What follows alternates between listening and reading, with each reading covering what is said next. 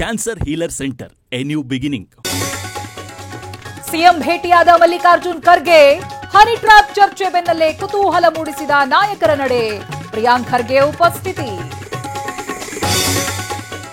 ರಾಜಣ್ಣ ನನ್ನ ಹತ್ರ ಏನೂ ಇಲ್ಲ ಅಂತ ಹೇಳಿದ್ದಾರೆ, ಎಲ್ಲವೂ ಬೋಗಸ್, ಸುಮ್ಮನೆ ಸೃಷ್ಟಿ ಮಾಡಿದ್ದಾರೆ. ಬೆಂಗಳೂರಿನಲ್ಲಿ ಡಿಕೆ ಗುಡುಗು. ಹನಿ ಟ್ರ್ಯಾಪ್ ಅತ್ಯಂತ ಹೀನ ಕೆಲಸ, ಯಾರು ಮಾಡಿದ್ದಾರೆ, ಯಾಕೆ ಮಾಡಿದ್ದಾರೆ ತನಿಖೆಯಾಗ್ಲಿ. ವಿಜಯಪುರದಲ್ಲಿ ಎಂಬಿ ಪಾಟೀಲ್ ಕಿಡಿ.